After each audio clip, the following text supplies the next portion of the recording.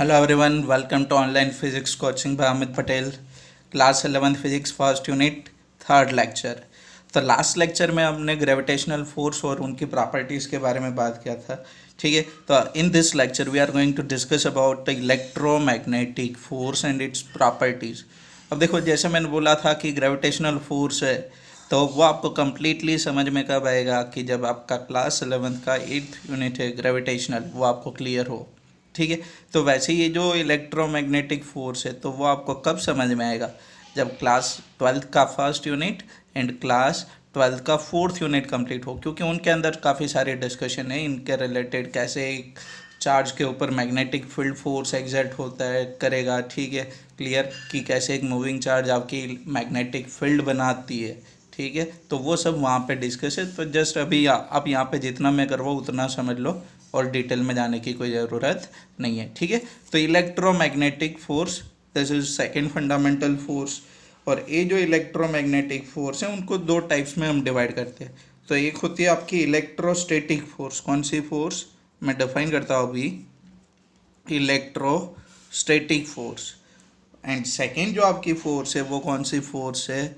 Magnetic force. कौन सी force है भाई? मैग्नेटिक फोर्स, है ना? समझ में आ कि नहीं? चलो, तो इलेक्ट्रोस्टैटिक फोर्स क्या होती है? ठीक है, तो force acting between two stationary charge.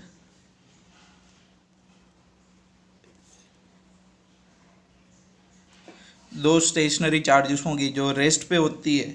ठीक है, अगर उनके बीच में कोई फोर्स एग्जर्ट होता है ड्यू टू इलेक्ट्रिक चार्ज, तो उसको आप क्या बोलोगे? Electrostatic force. कूलम्बिया फोर्स है आपका इलेक्ट्रोस्टैटिक फोर्स। क्लास 12th के अंदर मोस्ट इंपॉर्टेंट टॉपिक है आपका फर्स्ट यूनिट के अंदर। ठीक है, तो वो अगर मानो कि दो चार्जेस में कंसिडर कर लो Q1 Q2, तो ये फोर्स क्या होगा? K Q1 Q2 by R square, inverse square में। ठीक है, प्रोडक्ट पे डिपेंड करेगा। क्लियर, समझ में आ कि नहीं? ये यहाँ पे कौन है? कूलम कांस्टेंट है। ठीक है, और ये फोर्स है। मैग्नेटिक फोर्स क्या होगी? ठीक है, तो force acting between two magnetic poles. आपकी पोल्स होती है ना मैग्नेट की, ठीक है, between two magnetic poles is called magnetic force.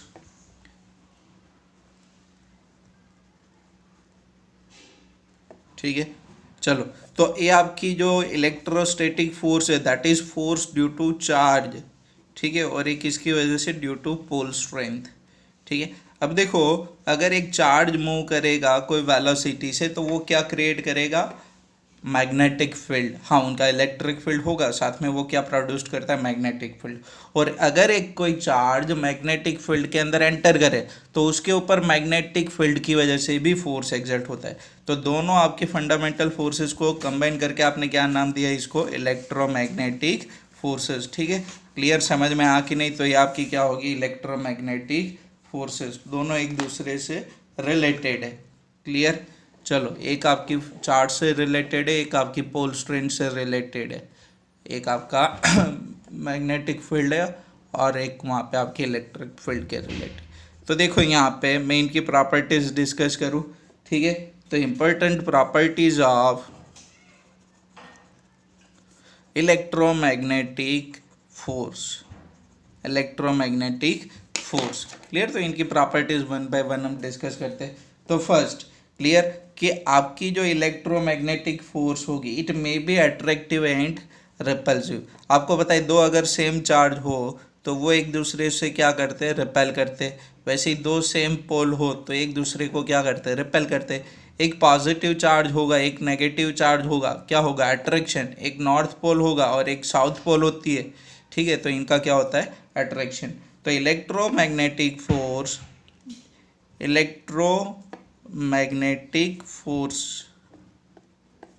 May be attractive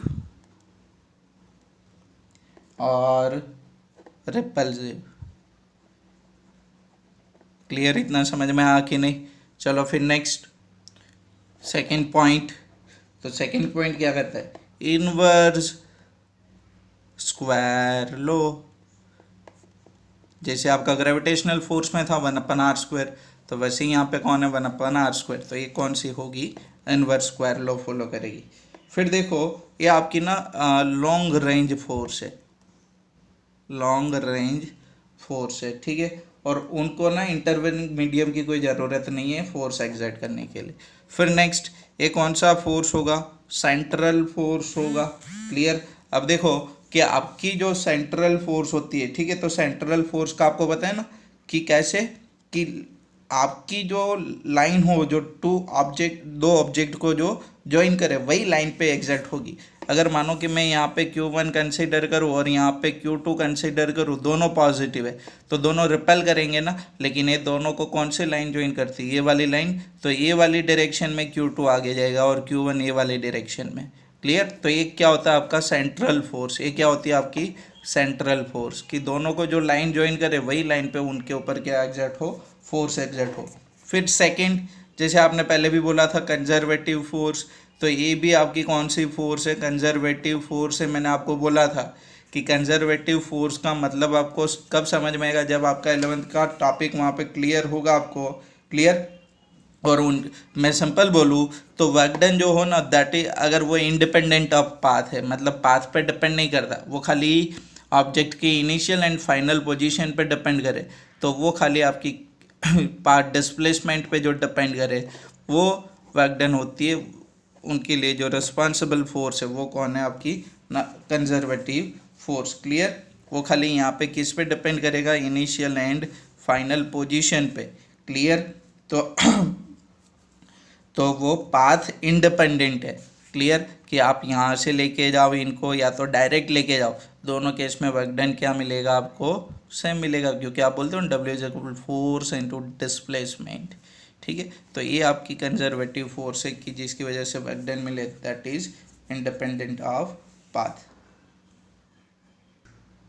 फिर आपकी ये जो इलेक्ट्रोमैग्नेटिक फोर्स है, that is 10⁻36 times stronger than the gravitational force। आपकी जो ग्रेविटेशनल फोर्स होगी ना उनसे कितनी स्ट्रॉन्गर है, 10⁻36 टाइम्स, ठीक है। जैसे आपकी ग्रेविटेशनल फोर्स के लिए ग्रेविटॉन का ट्रांसफर होता है one object to another object, तो वैसे ही यहाँ पे आपकी फोटॉन्स का ट्रांसफर होगा from one charge particle to second charge particle, जिसकी वजह से ये क्या होता है आपका फोर्स एग्जर्ट होता है।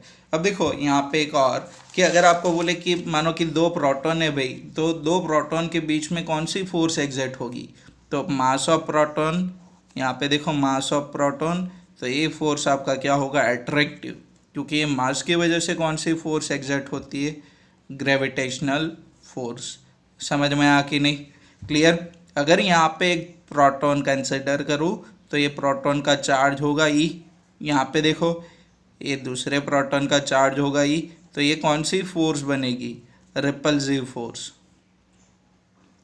समझ में आ कि नहीं, क्लियर। अगर यहाँ पे जो डिस्टेंस रखो आप और यहाँ पे जो डिस्टेंस रखो वो दोनों सेम कंसिडर करो, तो इनका जो ग्रेविटेशनल फोर्स बनेगा वो क्या बनेगा, Fg mass of proton divide by R square. और ये जो इलेक्ट्रिक फोर्स बनेगी, इलेक्ट्रोमैग्नेटिक फोर्स, तो वो क्या बनेगी, Fe, तो वो क्या बनेगी, K कूलम कांस्टेंट, ये कौन है, ग्रेविटेशनल कांस्टेंट, ठीक है। तो coulomb constant into charge of electron square बनेगा डिवाइड बाय आर स्क्वायर। तो आपको मैं डेटा दे दूँ तो आप कैलकुलेट करो, और आप कैलकुलेट करके क्या देखोगे कि ये जो इलेक्ट्रिक फोर्स होगा ना वो 10⁻36 टाइम इनसे क्या होगा, स्ट्रॉन्गर होगा। तो मैं आपको डेटा दे देता हूँ, चलो देखो यहाँ पे, तो इनकी value R is equal to 1 metre ले लो आप। मास ऑफ प्रोटॉन में आपको बता दूँ 1.67 इंटू 10⁻⁻27 kg। ग्रेविटेशनल कांस्टेंट आप आगे जाके स्टडी करोगे 6.67 into 10⁻⁻11 newton into metre square पर kg स्क्वायर इनका यूनिट होगा, क्लियर। तो इनकी वैल्यू प्लेस्ड करके ना आप क्या निकालोगे, Fg की वैल्यू निकालोगे, gravitational force between two proton, और सेम यहाँ पे आप करोगे रिपल्सिव फोर्स के लिए। तो के की वैल्यू क्या होगी 9 into 10⁻⁹ coulomb constant, newton into metre square पर coulomb square. Charge of proton क्या होगा 1.6 इंटू 10⁻⁻19 कूलम। और आर आपकी डिस्टेंस होगी, तो आर डिस्टेंस आपकी किसके बराबर होगी 1 मीटर के बराबर। देखो सेम डिस्टेंस है, ठीक है। तो इनका आप फोर्स फाइंड आउट करो। क्लियर। तो दोनों में रिलेशन क्या मिलेगा, एफ विल बी 10⁻⁻, ए वाली रेंज मिलेगी आपको, बोला ना 10⁻36 वाली रेंज इंटू एफ जी, इसके अबाउट कोई रिलेशन आपको मिलेगा। मतलब electric force will 10⁻36 times stronger than the gravitational force. आप करो कैलकुलेशन, आपको शायद ये वाला रिलेशन आपको यहाँ पे थोड़ा आगे पीछे डेसिमल में होगा तो वो आपको अरेंज करना पड़ेगा, ठीक है। लेकिन ये वाला आपको रेंज में फोर्स मिलेगा। क्लियर। दूसरी बात कि ये जो मेरे वाटर मार्क के अंदर नंबर है ना 83203260, तो ये 0 नहीं है, यहाँ पे 9 है। क्लियर। 6921। क्लियर। तो यहाँ पे 9 है। व्हाट्सएप नंबर है, फ़ोन आप नहीं लगा पाओगे इनके ऊपर। चलो बाय, थैंक यू। तो अभी 2 और फोर्सेस हमें स्टडी करनी है, तो वो नेक्स्ट लेक्चर में मैं लेके आऊँगा, ठीक है। अभी मेरा मेन फोकस क्लास 12th के ऊपर है, तो उनको ज़्यादा टाइम मैं दे रहा हूँ। क्लियर। चलो bye, have a good day.